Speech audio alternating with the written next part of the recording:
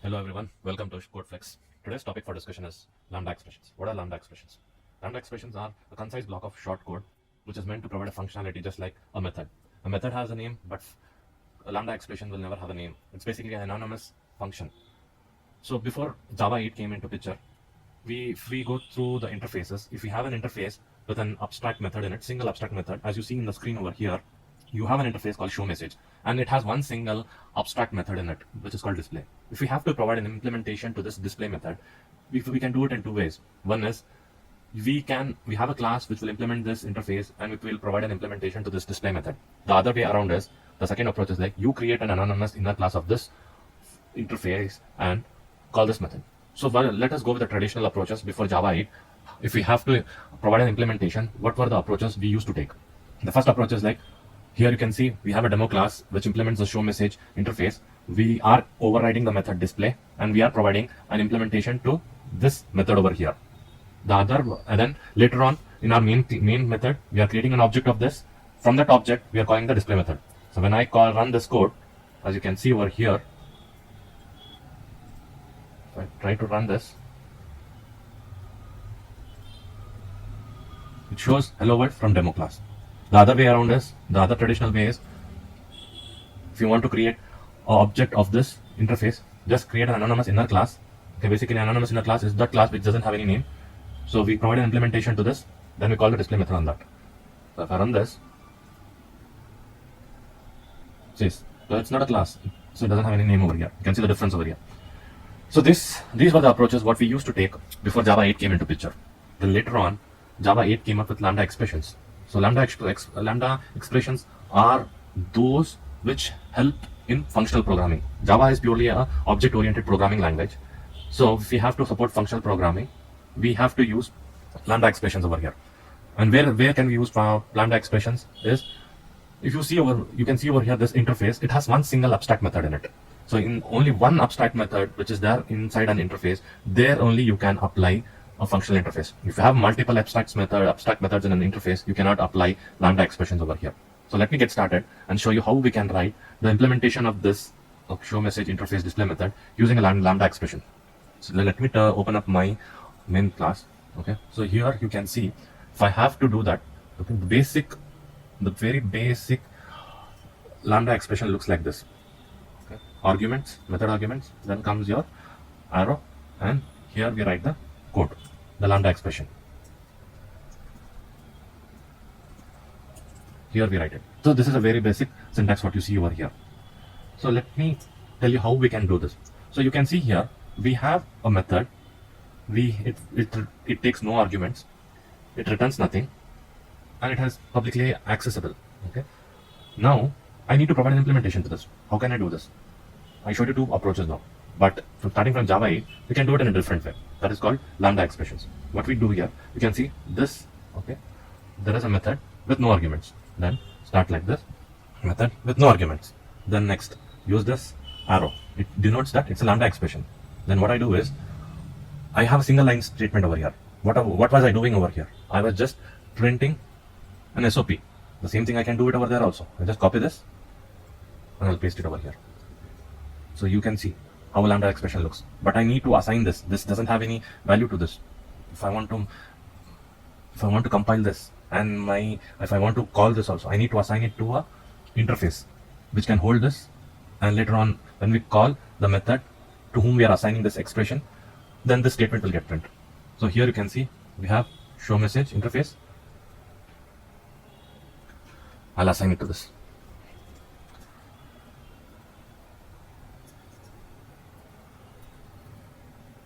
So this doesn't work over here. The reason is we don't know what is the scope of this over here.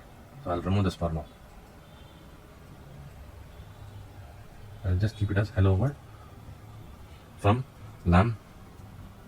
Okay. Now we have assigned it. We have provided an implementation to this display method.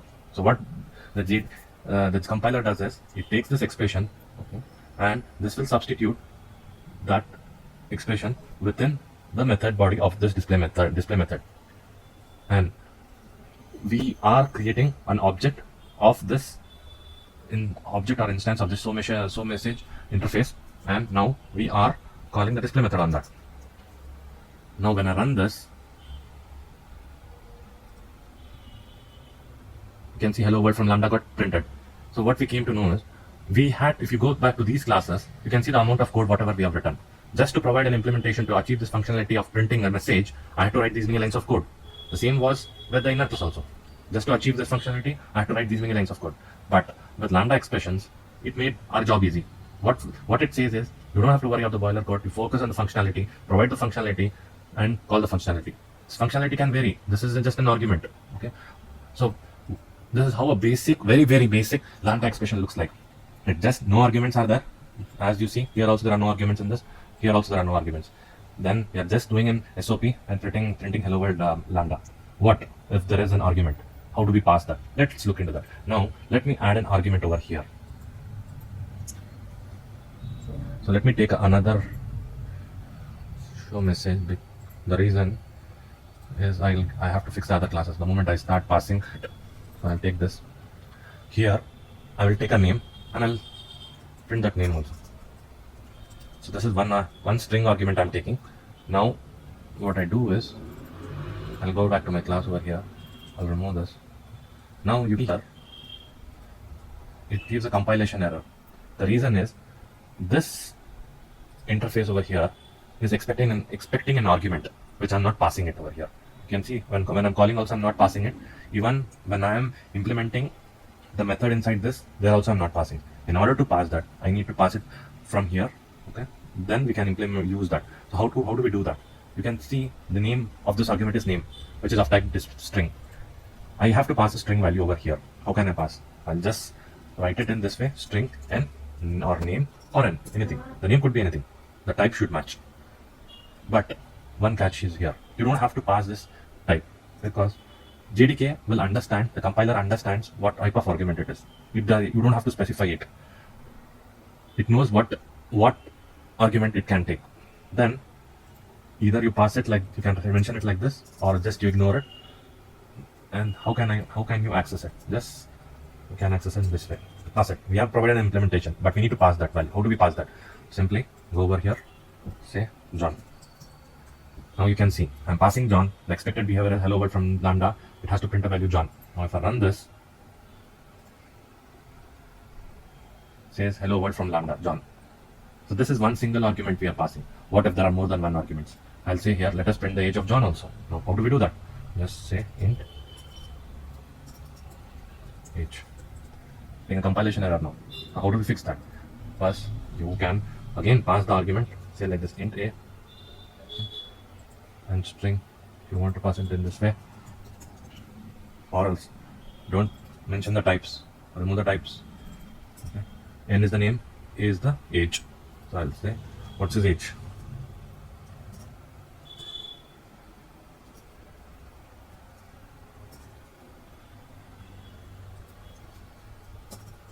As you can see, now I have provided an implementation to the display method. Now I need to pass an argument. Now how do I pass it? Same way as a regular method. How do we pass it? In the same fashion we need to pass. So if I run this now, you can see hello world from Lambda got printed. Okay. So this is how it looks like. Okay. So far we are good. Now we will continue. We have seen, we started with no arguments, we added with single argument, we added with two arguments. Now assume that you have to return something. Say that you need to concatenate the name and the age and return a string. How do we do that? I'll do this. I'll remove this. So say we have a return type as string now. So this should return a string. So if in order to return a string, how do we get that? We have, this is a void. You cannot pass a void. Now if I have to return this, what I can do, I'll say n plus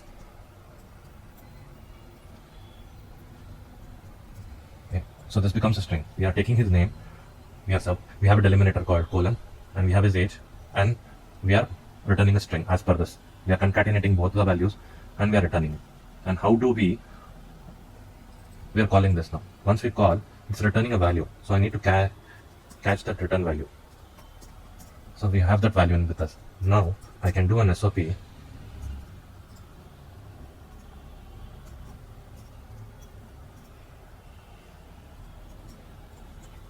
So you can see here, now if I run this, you can see John 25 got printed. So basically we are returning this. We are taking a name, we are taking his name, age, we are concatenating and returning that value. And we are catching that value and we are printing it over here. Assume that this holds, so far whatever we did, this holds good if you have a single line expression, a single line of code. What if you have multiple lines of codes, a code block basically? You have multiple statements to execute within this display method. How do we handle that? In that case, you need to use curly braces. After this arrow, add a curly brace. Add a curly brace in that statement over here. And we need to, since it was previously returning this, we will need to add a return statement. A return statement should be added when you use a curly braces. You can see now, to make it little good, we format this for you. So how does it look like? It takes an argument n, which is name, age, it will concatenate it and it will return. So if I run this, you can see it does the same thing what we did before. It wasn't good only for a single line of statement. Now assume that we need to do something else over here. I need to have one more statement.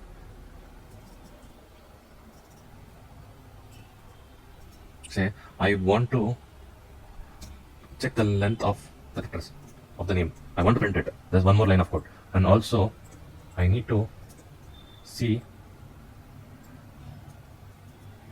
I need to check, I want to even print the age of this candidate over here. I don't want to do it. It could be anything. It could be more than one statement. So to demonstrate, I'm showing this to you. So when I run this, you can see 4 is the length of the name, age is 25. Then we are concatenating and returning it. So this is how you catch a return statement, and that return statement you are printing it back. So this is how you can implement a Lambda expression, and this Lambda expressions can be implemented for the sake of functional programming, and this can be implemented only to those interface in Java which has one single abstract method in it. Assume if you have more than one abstract method in an interface, and if you are trying to implement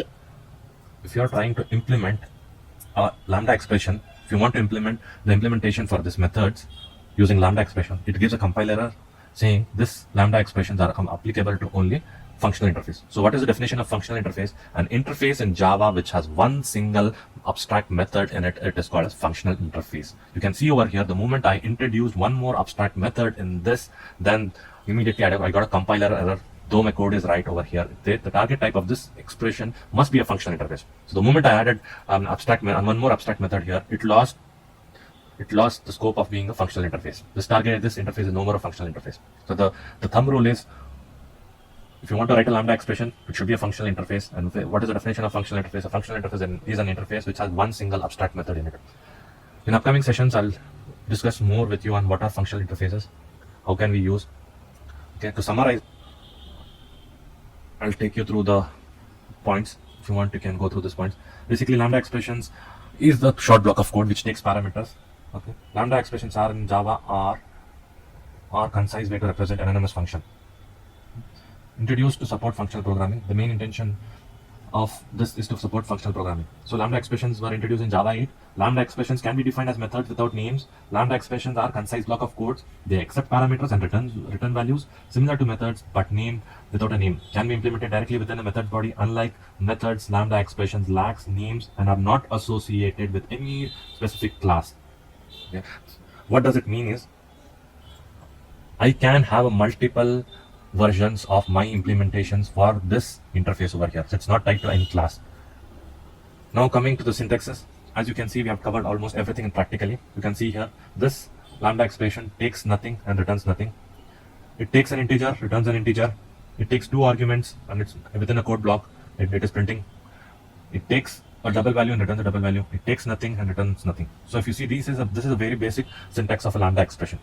So where do we use Lambda expressions? That is the one question we had discussed initially even in the start of the video. Lambda expressions are utilized in context where functional interface instance is required. We want to create an object and a fun interface. How do we do that? Either have a class, implements that, and create an object of that and call a method. The other way is create an anonymous inner class. So here is where the third approach comes in, starting from Java 8. Functional interface is that interface which contains only one abstract method. Functional interface can have multiple default methods. Okay, default method means it has an implementation to that. It's not an abstract method, but they must have precisely only one single abstract method. If you have more than one abstract method, then that interface is no more called as functional interface. The examples of a functional interfaces which are there, starting from Java 8 itself, we have comparator, which has a comparator method. We have a runnable method, which has a run method in it. So there are uncallables also there. Okay. Thanks for watching. Support me and watch for my other videos. Thank you. Bye bye.